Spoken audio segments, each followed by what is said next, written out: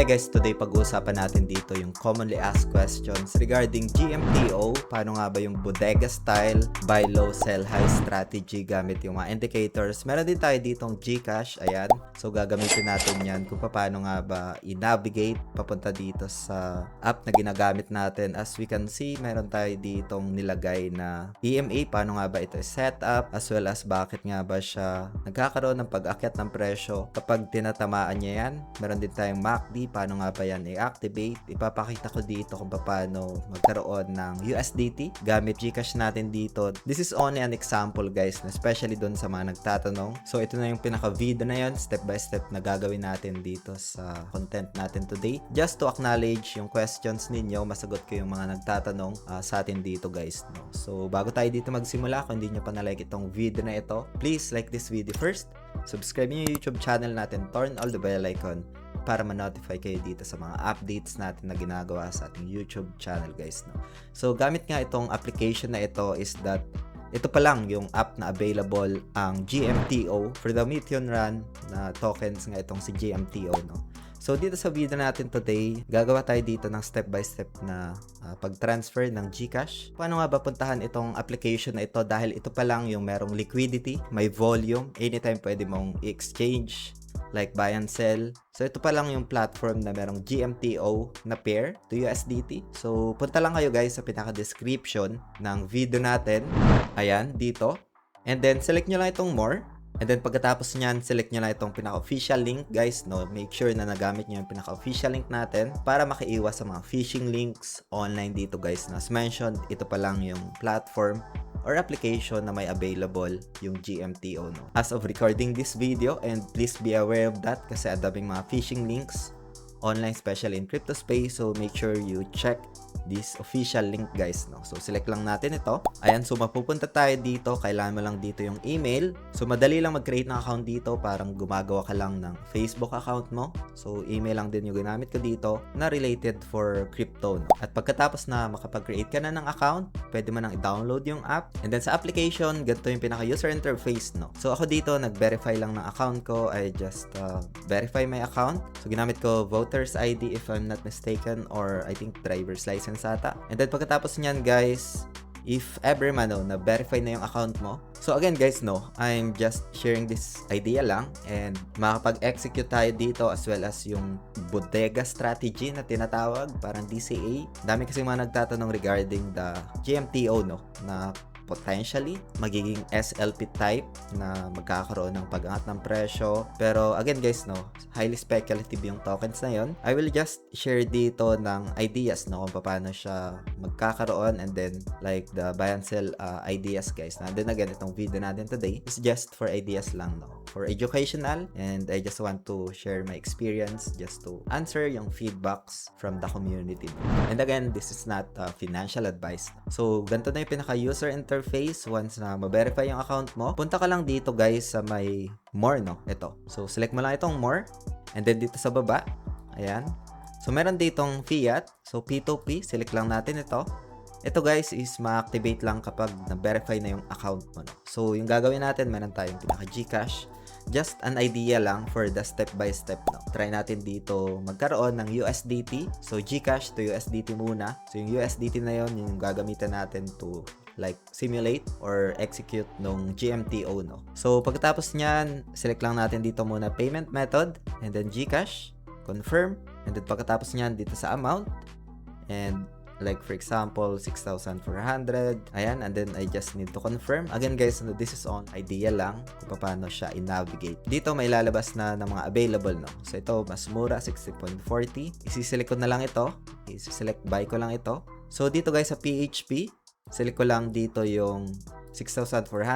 Ayan. So, makaka-receive ako ng 105.97 USDT. And then, sa payment method, select lang natin dito yung GCash, no? And then, pagkatapos nyan, buy USDT lang. And then, initiate trade. So, ganito guys yung pinaka-details, no? If ever na wala ditong nakalagay, punta ka lang dito sa my chat, no? Ayan.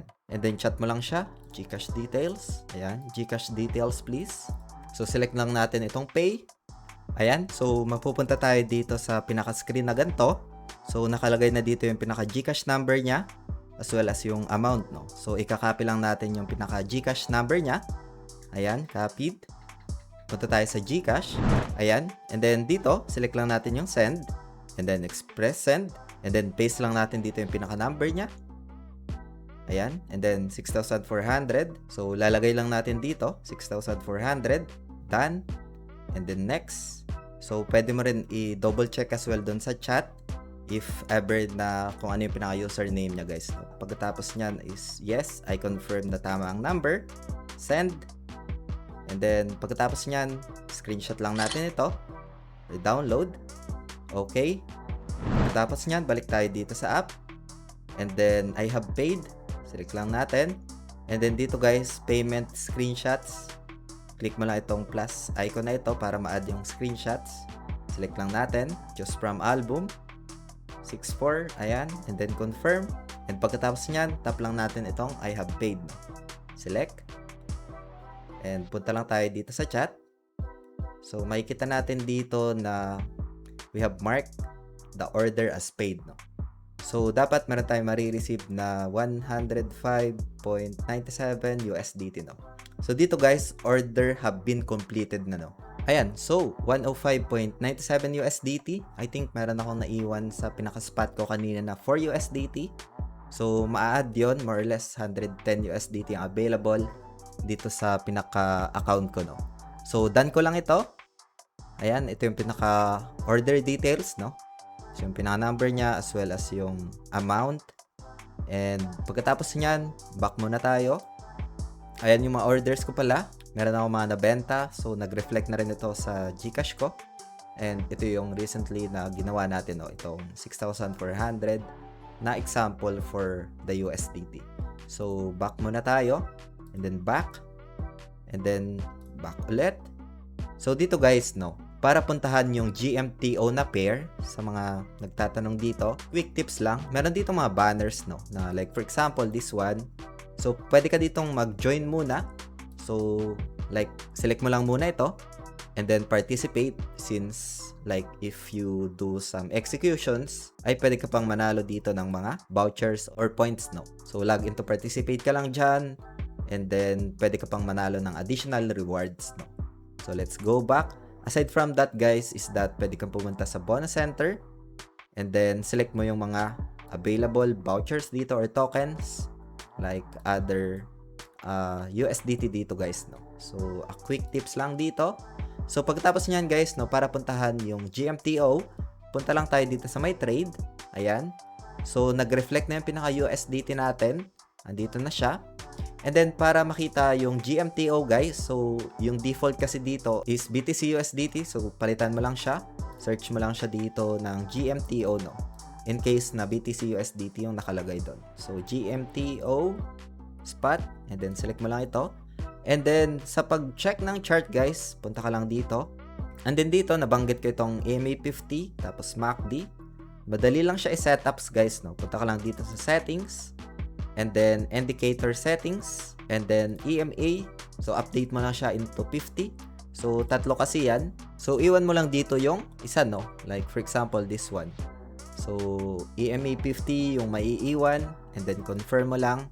And then, yung MACD, nandyan naman. So, default lang yan, no? So, balik ka lang dito. And dito, guys, para ma-activate yon, so, select mo lang dito sa baba. Ayan, kailangan maging white para lumabas itong linya na to. It's 50 EMA. Indicator natin ito for the buy and sell, no? And then, MACD, ito naman yung kung makikita natin kapag umaakyat na yung price action tapos nag-shift na yung pinaka-selling dyan or buying, bumabagsak na yung price action, no? And makikita natin dito nag-sell, no? Kapag nakita natin na pa-decline na yung kulay green na bars na ito, no? If ever man na nagkaroon dito ng, sa tingin natin is yun na yung pinakasagad na selling, is that dito naman bumibili, no? And yung EMA natin, every time na tumatama siya dyan, umaakyat yung presyo.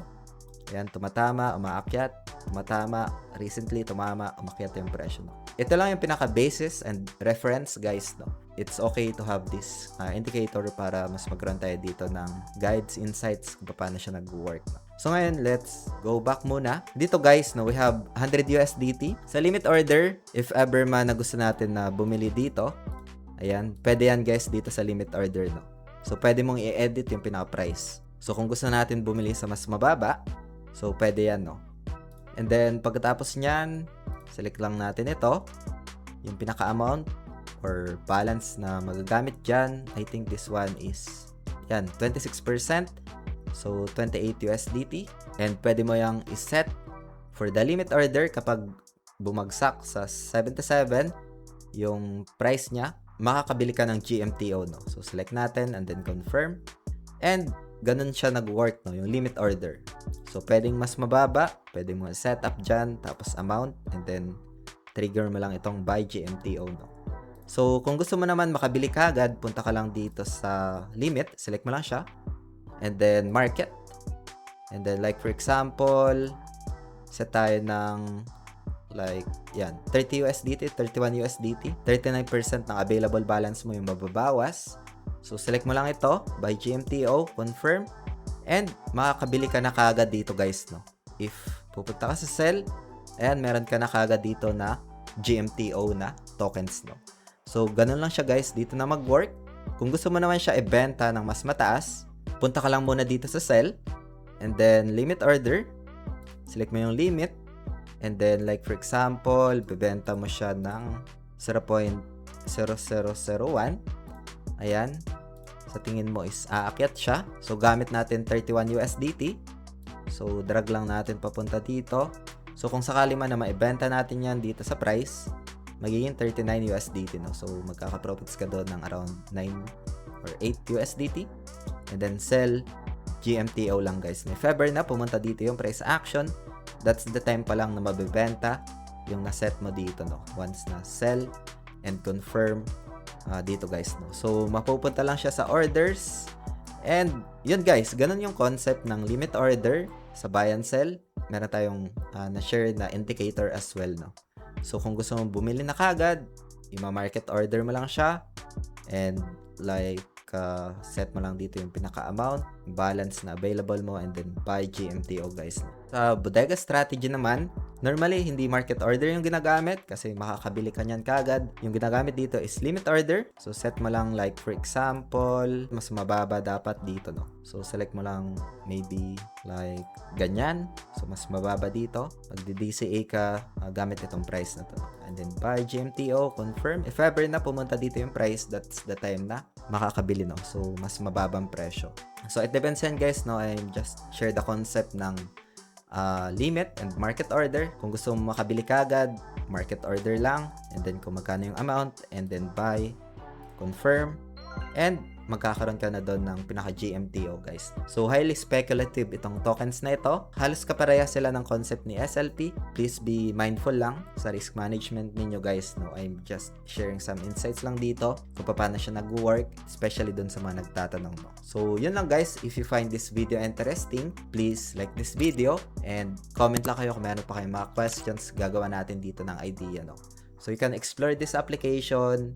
Yung pinaka-official link is nakalagay naman sa description ng video na to guys, no. So yun lang for today. Maraming salamat ulit sa panunood. Ingat tayong lahat. Peace out. Bye for now.